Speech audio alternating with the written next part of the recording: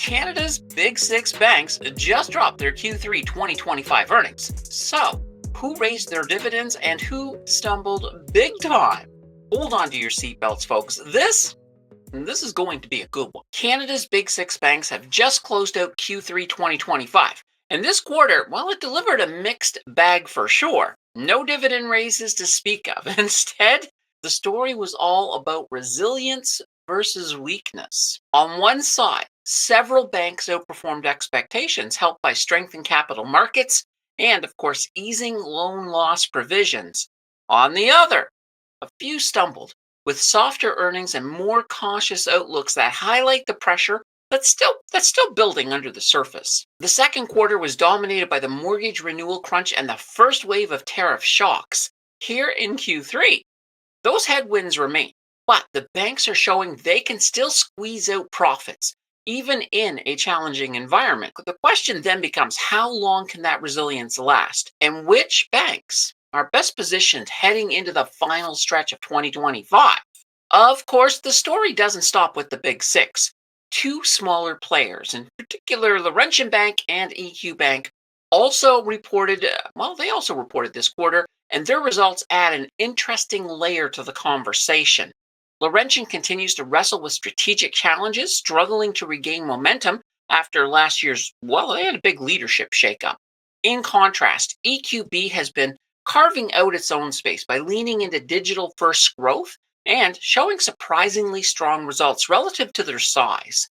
The little banks may not move the same amount of capital as the Big Six, but they're definitely worth watching as they push into niches that the giant banks, they sometimes overlook. Also, for the first time, I want to take a peek at the performance of one popular ETF that absolutely says bank right in the name, and compare them to the overall performance of the sector. You will not want to miss that for sure. I'll admit, I was surprised with the results. A sub to the channel is the best way to never miss future content. We have a lot to cover, so without any further ado, let's do this. As usual, we will start with Scotiabank, ticker of BNS.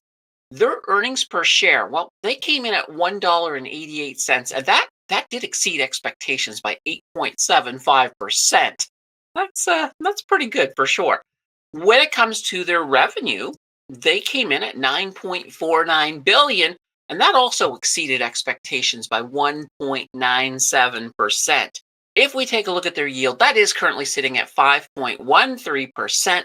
Quarterly dividend, $1.10 per share. So no change there, no dividend hike at all. Looking at their profit margin, that's coming in at 22.75%. So these are pretty healthy profit margins for sure. Return on equity, 8.58%. Looking at their one-year forecast, it is coming in at $86.86. That is only an increase of 1.27%. I always do take these with a grain of salt because a lot of times the analysts tend to come in on the conservative side, and they miss a lot of potential quite a bit. It's a common thing. Scotiabank had a great quarter, and with easing trade tensions and continued borrower demand, we really could be setting up for a pretty good Q4. So this is definitely one I want to watch. Next, we will take a look at Royal Bank. They have a ticker of RY. So their earnings per share came in at $3.84, and this is crazy. They exceeded expectations by 15.84%. Holy banana bread. You do not see that big of a surprise with banks very often, let me tell you. Looking at their revenue, we know that that's probably going to be good too. It comes in at $16.98 billion, and that exceeded expectations by 5.81%. Looking at their dividend, they've got a yield of 3.09%. Once again, a quarterly dividend, $1.54 per share. No dividend changes here. On to their profit margin, that comes in at 31.77%, and they have a return on equity of 14.73%. Their one-year forecast, that's coming in at $207.93, so that is an increase of 4.18%. RBC had a great quarter, and they also saw very good growth in their capital market and wealth management net incomes, which, it was fueled by strong trading volumes and those equity markets as well. It is looking very likely that these areas will continue to be powerful profit engines for RBC moving into Q4. So I think their ride has not ended yet for sure. We will move on to TD Bank, and they have a ticker of TD. Their earnings per share came in at $2.20, and that actually exceeded expectations by 7.06%. So that's not too shabby either. Looking at their revenue, it came in at 14.05 billion, and that also exceeded expectations by 2.25%. Their dividend, it's coming in at 4.07%, and that's also a quarterly dividend of $1.05 per share. No changes to that dividend. Their profit margin coming in at 32.92%, and they've got a return on equity of 17.63%. Now, I love it when return on equity gets above 20%. With banks, if it's above 15%, I'm pretty ecstatic. So this is a really good number. Their 1-year forecast, that's coming in at $105.86. So that is up 2.66%. TD continues to recover very well from last year's losses that were, of course, tied to those regulatory fines. So this is them showing resilience and improvement across retail and wealth verticals. They are also benefiting pretty big time as loan loss provisions are more than covering the loan losses that they have been experiencing thus far. Moving on to the Canadian Imperial Bank of Commerce, otherwise known as CIBC, we got, ticker CM. We have an earnings per share coming in at $2.16. They also exceeded expectations by 7.60%. Their revenue comes in at 7.25 billion. That exceeded expectations by 2.85%. Looking, of course, at their dividend, their yield coming in at 3.66%, quarterly dividend, 97 cents a share. And as I said, no changes. Looking at their profit margin, pretty healthy, 31.24%. And that return on equity of 13.52%.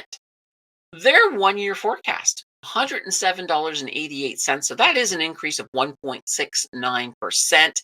Like I said, with all of these, take all of these with a grain of salt. I think it's going to be higher. CIBC had another good quarter, and they saw their trading and underwriting profits climbing by 87%.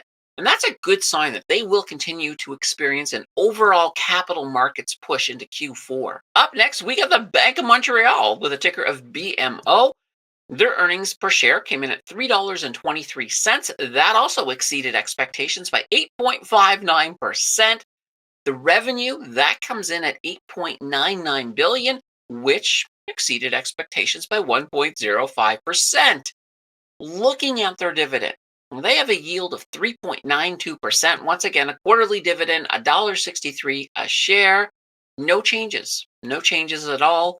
Looking at their profit margin, that's coming in at 27.68%, and they've got a return on equity of 10.29%. That 1-year forecast, $168.07, so that is an increase of 1.13%.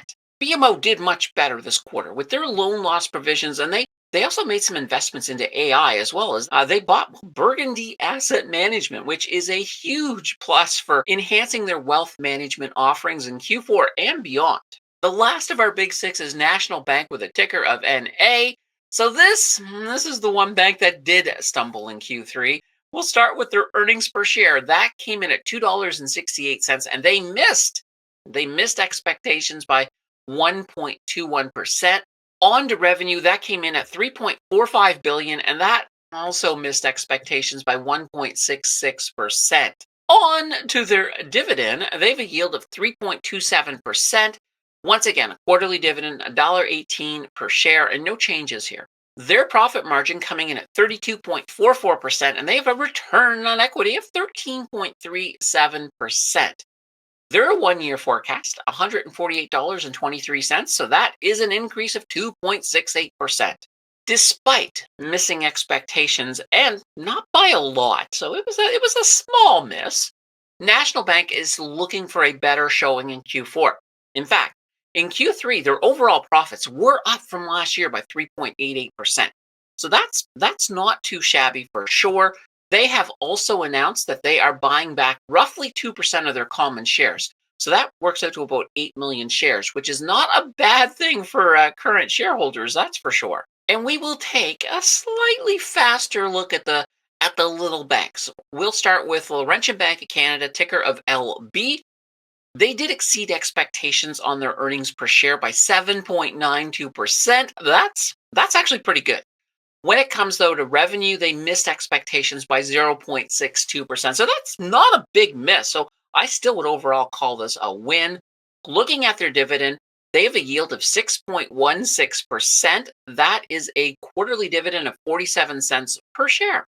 There were no dividend changes here. Despite a pretty muted Q4 forecast for earning assets, Laurentian Bank is positioned for steady performance in the coming quarter. The bank, well, they expect stable net interest margins that are going to continue to benefit from a growing commercial real estate pipeline, suggesting resilience even as they do navigate some leaner growth. Our other bank is EQ Bank, a ticker of EQB. They missed expectations on their earnings per share by 18.05%. Oh boy, that's not a good one to see at all. On their revenue, they also missed that target by 2.95%. Yikes. Looking at their dividend, they've got a yield of 2.43%.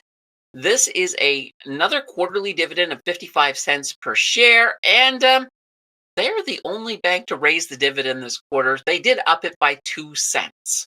EQ Bank heads into Q4 they're backed by a sustained 13.3% CET1 capital ratio and pronounced expansion in key lending segments. So we're talking single family mortgages, which were up 30%, and decumulation loans, which were up 41% year over year. That combined with leadership led strategic shifts into AI driven underwriting and international growth, it does bode well for EQ Bank's Q4 outlook. I am still bullish on EQ Bank, but this quarter sure made it hard to stay that way. So let's jump into those Q3 returns. And as I alluded to earlier, we have a surprising ETF result jumping in this time around.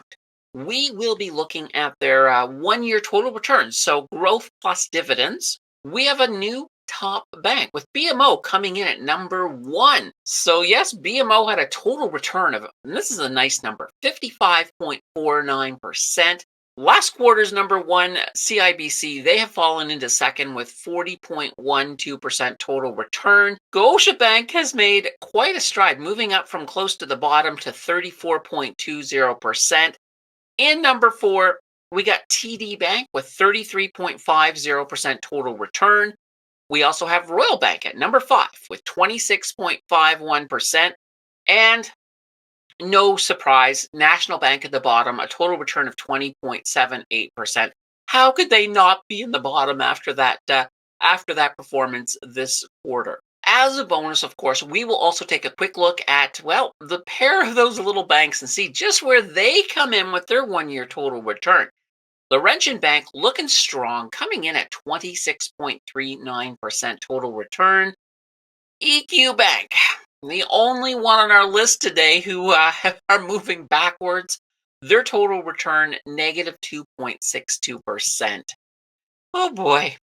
We kind of expected that for sure. Okay, now I did promise we would look at a bank ETF, and let's do that. So for this quarter, I chose bank. This is the Evolve Canadian Bank and Lifeco's ETF, is a covered call with leverage ETF.